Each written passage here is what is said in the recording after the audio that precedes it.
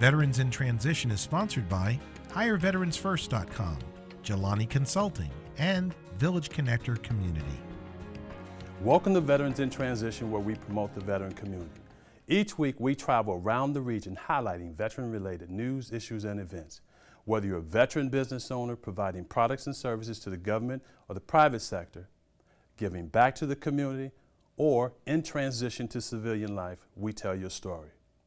First up, she's the first woman and first African American to hold the executive director's position at the American Legion, one of America's oldest veteran advocacy organizations.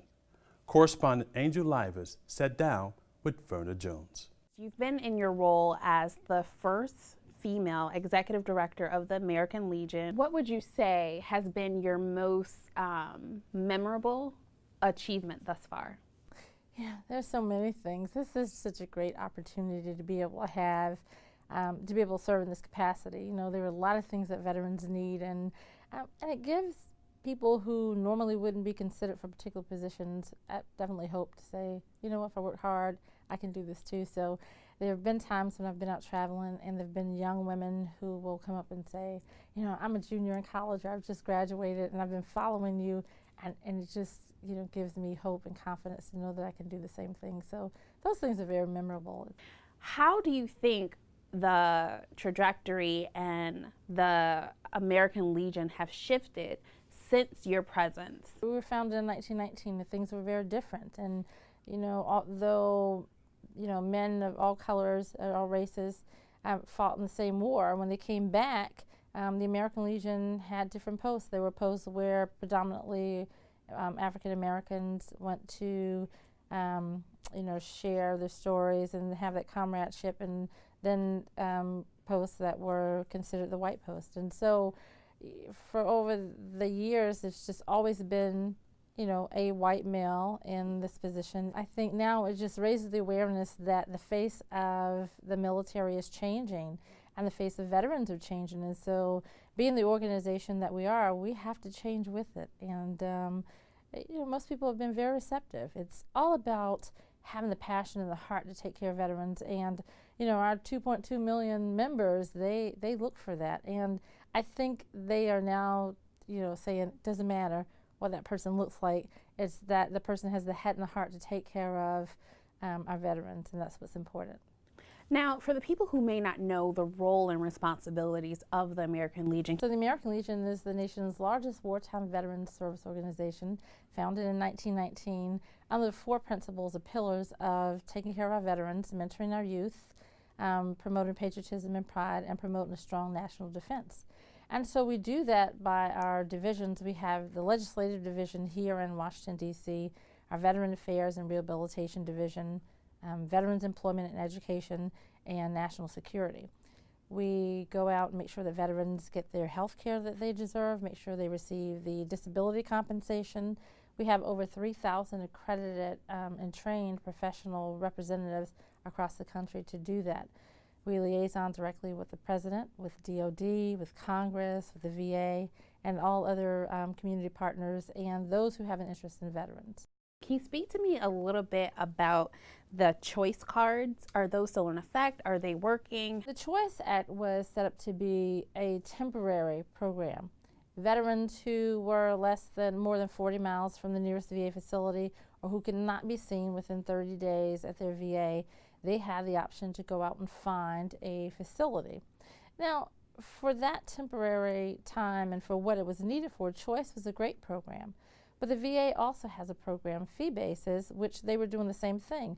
If they could not accommodate the veteran, they would buy the veteran purchase care, which was our fee basis program. Veterans are still going to be taken care of under that VA healthcare system, because if they're not able to be seen by the VA, if they can't provide those services, or it's not advantageous for the veteran to drive to their local facility, the VA will still purchase care and take care of veterans. You transitioned from your military life about 11 years ago. That's right. Can you tell me a little bit about what that experience was like for you? I think that, especially at that time, the TAPS program and the transition program wasn't as strong as it is right now. I just, you know, I was getting out of the military and I thought, there's so many opportunities, and it won't be that big of a transition. I'm going to be living in the same area. I'll just go from one job, just get out and find something different.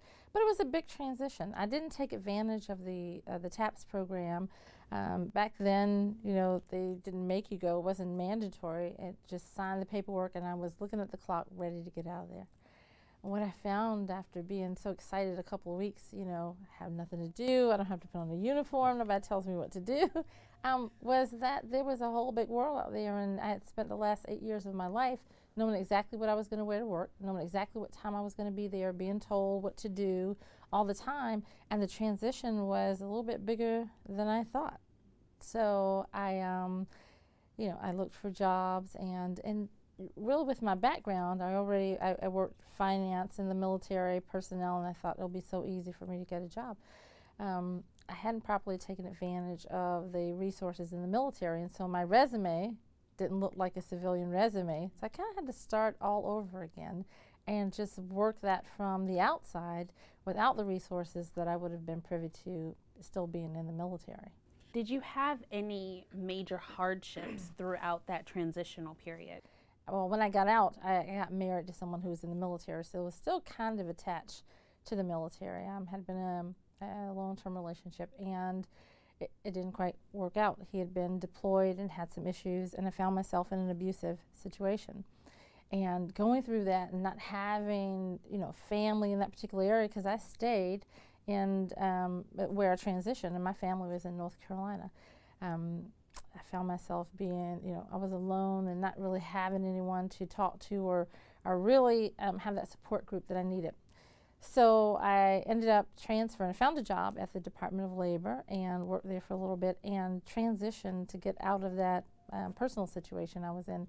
And I found myself homeless. I was, lived in my car for about 17 days. And, people talk about chronic homelessness, but I'll tell you from experience, one day without somewhere to live is a hardship. And, for me, fortunately, I didn't have children, and it was just me to take care of. But, it was a lot to deal with, not knowing who to talk to or where to go and how to really manage that situation.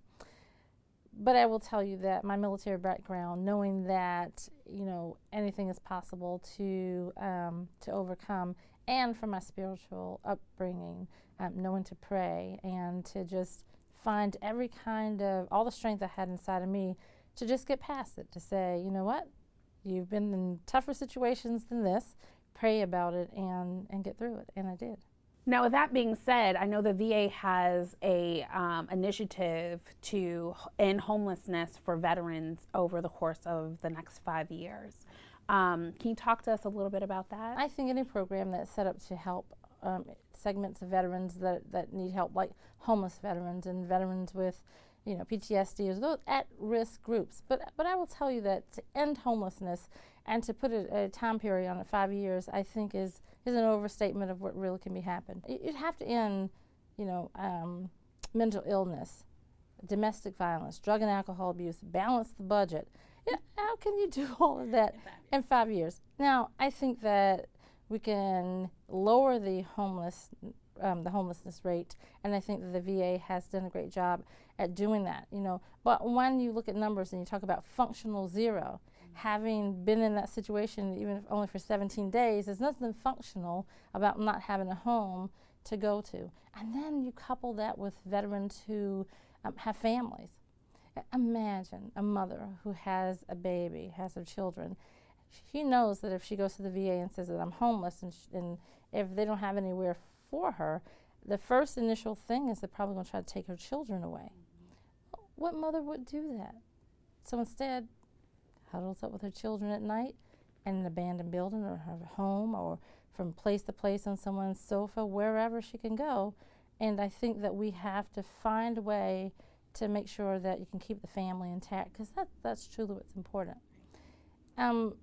It's just, imagine a man who can't provide for his family, who wants to go out and find a job, and you don't know where your family's going to be. They're somewhere where they're not warm, or they're, it's very hot, or they don't have food. So I think that we have to take a holistic approach to taking care of the entire family, the entire veteran, and everything that goes along with him or her. What would you say would be some great resources for women transitioning out of the military? What would be your words of encouragement to them? The first thing I'll say is be honest with yourself. Everybody has a story. And if you've gone through some of the things that, as I mentioned earlier, that I've gone through, be willing to tell your story. But at your time, it's your story. But the story that you tell and the things that you've gone through really could help someone else. And it provides, at least for me, healing. The more I tell my story, the more I'm aware that there are other women or other service members who go through this.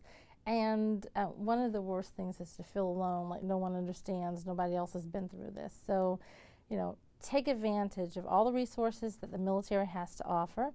Before you get out, there's a wonderful TAP program. There's the Soldier for Life, Marine for Life programs, if you're in one of those branches of the military. Reach out to those resources and make sure that you just have a support group.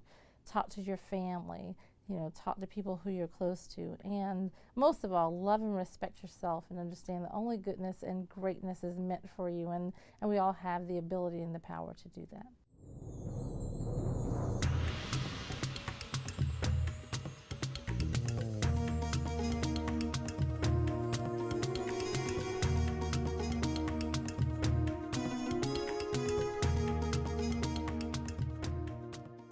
In this week's Vets Talk, health advocate Ronald Steptoe speaks on what his company is doing to promote veterans' health.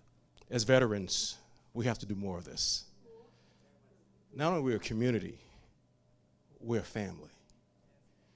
I can go anywhere in this country, and I walk in the room, and I say, I went to West Point, my wife went to West Point, and for some reason, no matter who's in the room, I don't care what your background is, they know and they make a connection relative to the military, and everything changes as it relates to that interaction. But unfortunately, a lot of us are disenfranchised, we're not connected, and I'm talking about us that are doing well and appear to be making it in their community. One of the biggest areas that my team has focused on, and my company is Warrior-Centric Health, and I can tell you, when I got out of the military, my wife and I had an opportunity to work for a major corporation if it was going through its growth phase. In fact, it was a company when we started with this particular company, they're doing about $6 billion in business. When we left 14 years later, or I did, they were doing $46 billion in business. Now, the reason I bring that up is because it's important when we're out and and it took me about 2 to 3 years to get myself comfortable in that company and recognize what was I going to do. But I realized it was a tremendous opportunity to learn and see and find what the gaps are. And as you stated, as veterans, we're always looking at a situation and figuring out what the challenges are and how do we solve it. And we solve it a lot of times before people even recognize it as being a problem. Well, I had the fortune of being able to work with this company and see some gaps.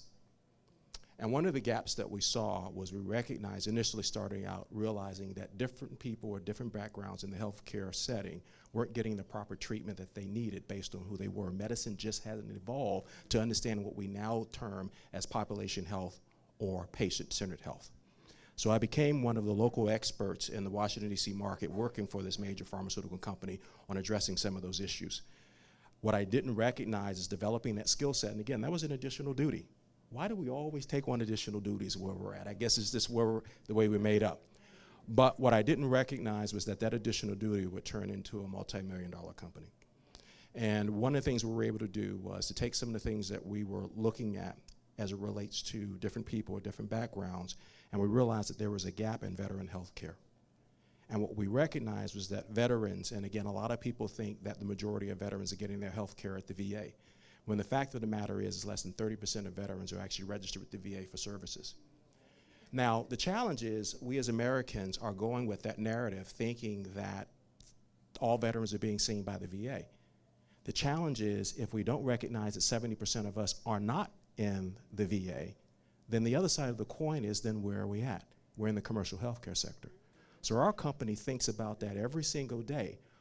who's training the commercial healthcare sector to understand our unique needs, the things that we've been exposed to, the things and environments that we've worked in, and how that's impacted our health, how it impacts our family and how they work with us and how they communicate with us. And not only that, how about our families that have been affected by service and their health?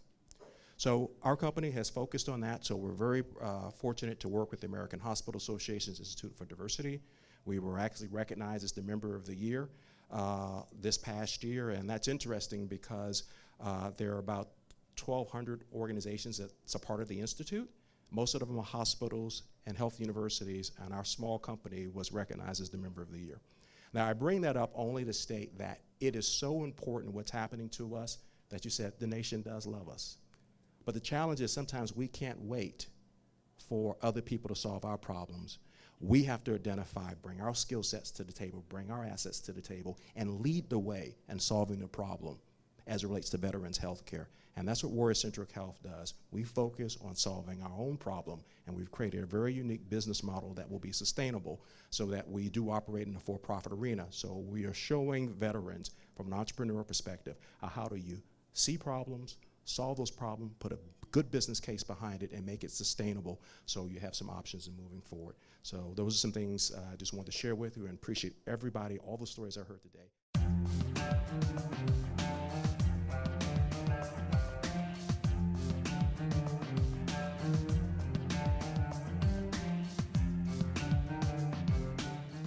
What are your company values? In this Redmond Rules, Stacy Redmond, President and CEO of SAMS, shares the importance of company values. The value of values. Values define us. They determine who we are and where we're headed. When something is that important, don't you think you would see it everywhere? Unfortunately, many companies don't take the time to define their core values, which results in dysfunctional teams. Whether explicit or implicit, every company operates by some set of values. If you're not defining them, they're probably defining you. Take some time and really think about who you are as a company. If you can't easily identify what your values are, or if they aren't even part of the discussion, maybe it's time you reconsider how much you value values.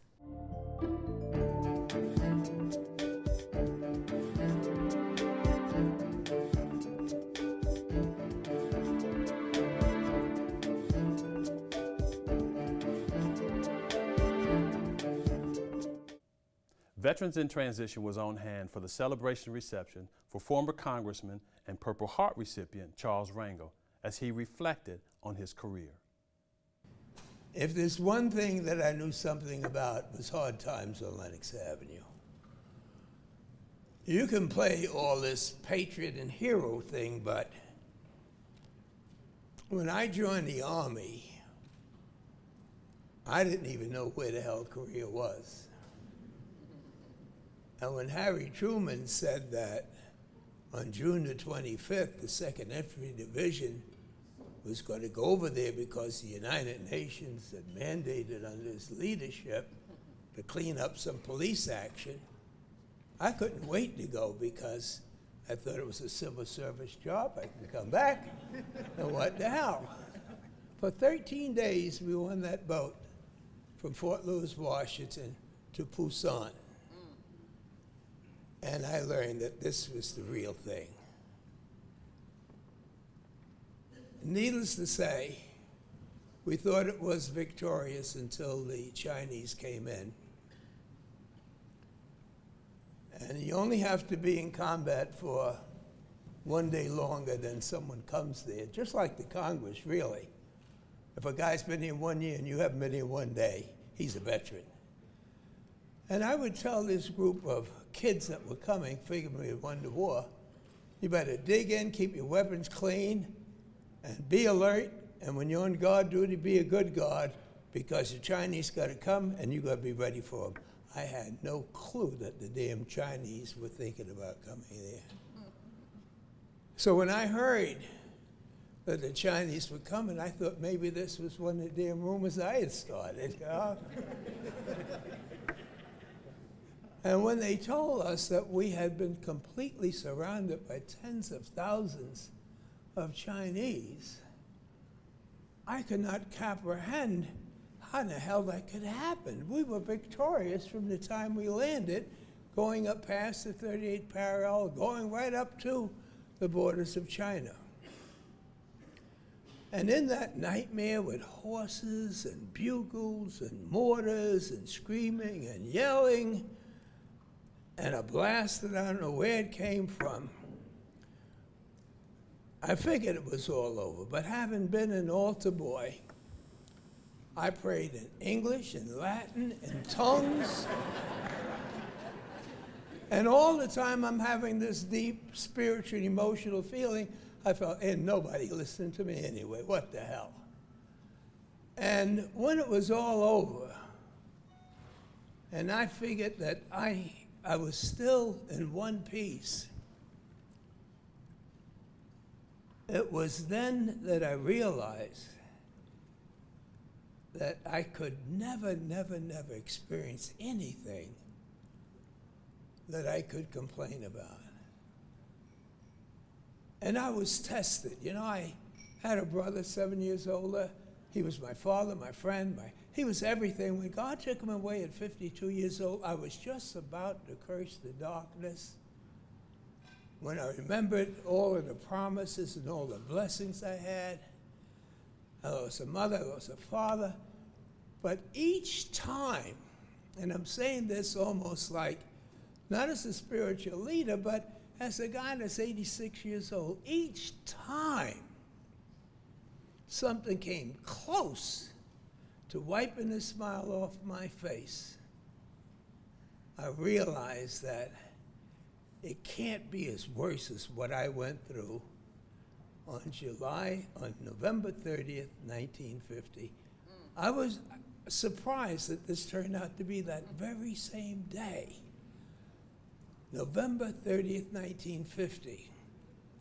But the additional blessing that you get, and counting your blessings, is that the problem doesn't go away, but it diminishes compared to remembering what it could be. So what you've done for me this evening is a very moving thing, because I don't know what challenges are out there, but I can never forget the friendships that have been built over the years. Thank you with all my heart. Thank you, Hannah. Thank you, staff.